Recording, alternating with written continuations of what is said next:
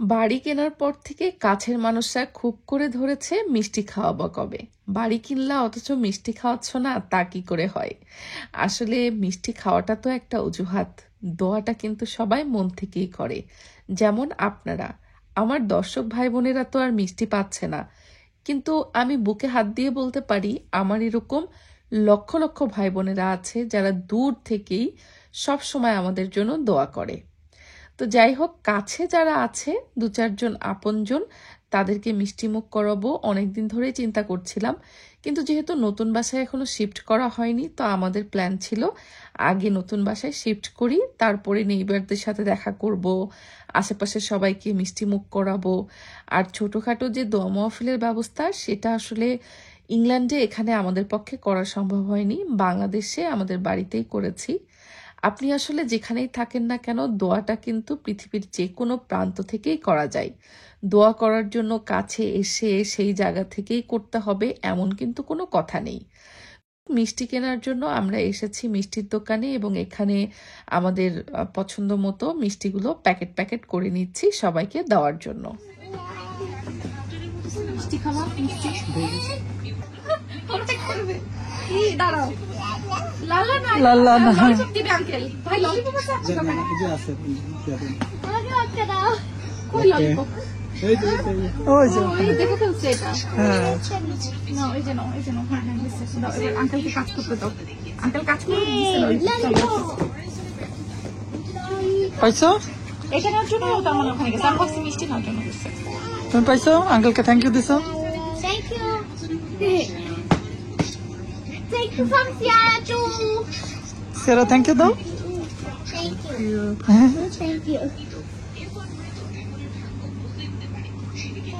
Cheers. লালা। মিষ্টি কিনতে গিয়ে আপনাদের ভাইয়ার আবার কিছুটা ক্ষুধা ক্ষুধা লেগেছে, কারণ আমরা সকালবেলা বাসা থেকে নাস্তা করে বের হইনি। আর এদিকে এই দোকানে যখন একটা সিঙ্গারা দেখলো আপনাদের ভাইয়া, তখনই দোকানের ভেতরে ওভেনে গরম করে কাগজে মুড়িয়েই খাওয়া শুরু। আসলে এই ধরনের সিঙ্গারা পুরিগুলো বাংলাদেশের কথা আমাকে খুব বেশি মনে করিয়ে দেয়, কারণ বাংলাদেশে যে স্ট্রিট ফুডগুলো টং দোকানে মামারা বিক্রি করে, পুরি, সিঙ্গারা, মুড়ি মাখানো, চটপটি, ফুচকা, ভেলপুরি, এই জিনিসগুলা যে কি মজা! অনেকেই হয়তো বলবেন যে এগুলো আনহাইজিন, খেলে পেট ব্যথা করে, হয় তা হয়, হতে পারে, সেটা আমি ভুল বলছি না। বাট আমার কাছে মনে হয় বাংলাদেশের এই স্ট্রিট ফুডগুলো হচ্ছে একটা আবেগের নাম। যতই বিদেশে এখানে অনেক ভালো ভালো খাবার পাই না কেন, এখানকার সিঙ্গারা পুরি সেই স্বাদ কিন্তু একদম নেই। বাংলাদেশের স্ট্রিট ফুড যে এত মজা লাগে, আমি তো অপেক্ষায় আছি কবে বাংলাদেশ যাব আর এই ফুডগুলো খাবো। পেটে সহ্য হবে কি না হবে এই চিন্তা পরের কথা। তো যাই হোক, বাংলাদেশের স্ট্রিট ফুডগুলো মিস করতে করতে আমরা মিষ্টি যেখানে যেখানে বিলি করব এরকম প্যাকেট প্যাকেট করেই এনেছি দোকান থেকে। বাসায় আর এগুলো নেইনি, সরাসরি দোকান থেকে কিনে আমরা সব জায়গায় দিয়ে দিয়ে আসছি। আজকে আমাদের প্ল্যান আছে বেশি দূরে না, আমাদের এলাকার আশেপাশেই পরিচিত জন যারা আছে তাদেরকে দিব। তবে আমাদের এলাকা থেকে দূরে দূরেও তো অনেক পরিচিত মানুষ আছে, তাদেরকে হয়তো এখন গিয়ে মিষ্টি দিয়ে আসা সম্ভব না। তবে সবারই কিন্তু দাওয়াত থাকলো, যে যখন আমার বাসায় তোমরা আসবে আমার নতুন বাসাটা দেখতে, সবাইকে মিষ্টি মুখ করাবো ইনশাল্লাহ।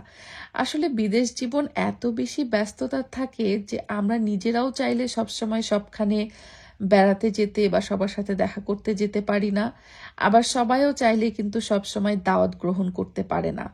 বিশেষত সামার টাইমে যখন এই দেশে বাচ্চাদের স্কুলের ছুটি থাকে 1-1.5 মাস, আবার বড়রাও দেখা যাচ্ছে কাজে থেকে সারা বছরের ছুটিগুলো জমিয়ে রাখে সামার টাইমে, ওয়েদারটা ভালো থাকে তখন কিছুটা ছুটি যাপন করার জন্য। তো শীতকালটা আসলে এখানে ওখানে বেড়ানো খুব কমই হয়, যার জন্য আপনারা খেয়াল করবেন যে শীতকালে কিন্তু আমাদের দেখা সাক্ষাৎও অনেক কম হয়। তো যেহেতু প্ল্যান করেছি যে আমাদের বাসার আশেপাশে অল্প কয়েক কিলোমিটারের মধ্যে যারা থাকে পরিচিত জনরা, তাদেরকে আজকে মিষ্টি বিলি করার পালাটা শেষ করে দিব। তা আমরা বের হয়েছিলাম একটু লেটে, খুব মর্নিংয়ে বের হয়েছি তা না, 12টা-1টার দিকে বের হয়েছিলাম। তারপরে দোকান থেকে মিষ্টি কিনে সেগুলো প্যাকেট করে বিলি করতে করতে প্রায় সন্ধ্যা হয়ে গেছে। এর মধ্যে কিন্তু আমাদের দুপুরের খাওয়া দাওয়া এখনো হয়নি। তারপরও ভাবলাম যে আজকে যে কয়টা লিস্ট করেছি আমাদের আশেপাশের এই মিষ্টিগুলো তো বিলি করতেই হবে, কারণ আমি চাচ্ছি না যে মিষ্টিগুলো আবার বাসায় নিয়ে গিয়ে ফ্রিজে রেখে তারপরে দিই। যেহেতু টাটকা টাটকা মিষ্টি আজকেই সবাইকে দিয়ে দিব। তবে একদিনে কিন্তু আমাদের মিষ্টি বিলি করা শেষ হবে না, কারণ কিছু মিষ্টি যাবে লন্ডনে। তো লন্ডনে যে মিষ্টিগুলো যাবে সেগুলো আসলে আজকে কিনিনি, সেগুলো আগামীকালকে কিনবো এবং তারপরে সেগুলো লন্ডনে গিয়ে দিয়ে আসবো। তো ওই যে দেখা যায় অনেক, সিথি বাসায় নেই, ও জবে আছে। তো অনেককে বললাম তুমি একটু বাসার নিচে নামো, আমাদের বাড়ি কেনার যে মিষ্টি সেই মিষ্টি নিয়ে যাও। আসলে মিষ্টি তো অনেকই খাওয়া হয়, ঝালও খাওয়া হবে, বাট আছে না কিছু জিনিস যে স্পেসিফিক ওই জিনিসের জন্যই লাগবে, না হলে দেখবেন সারা জীবন আপনার আশেপাশের মানুষজন মজা করেই কথা শোনাবে, মিষ্টি তো এখনো খাওয়াওনি। তো যাই হোক, সব শেষে এসেছিলাম আমাদের তানিয়া চৌধুরী আপুর বাসায়। আপুর বাসায় দেওয়ার পরে আজকের মতো মিষ্টি বিলি করা শেষ হয়ে যাবে, তারপরে চলে যাব বাসায়। আর সে যা সব বাসা থেকে মোটামুটি চকলেট কুড়িয়েছে, সবাইকে ও দিতে গিয়েছে মিষ্টি আর ওকে সবাই দিয়ে দিয়েছে চকলেট। তো এই তো পরের দিন আমরা এসেছি আবার মিষ্টির দোকানে। আজকে নিয়ে যাব মিষ্টি লন্ডনে। লন্ডনে আমার অফিসে মিষ্টি নিয়ে যাব, আমার অফিস কলিগদের জন্য, আমার বসের জন্য, এছাড়াও আরও কলিগদের বাসায় যাবে। তো যেহেতু একদিনে এত সম্ভব না, এই জন্য আমরা মিষ্টির এই পার্টটা 2 দিনে রেখেছি। তাও কিন্তু অনেক আশেপাশের মানুষ মিষ্টি এখনো দেওয়া হয়নি, কারণ তারা হচ্ছে কাছের মানুষ কিন্তু থাকে দেখা যাচ্ছে দূরে।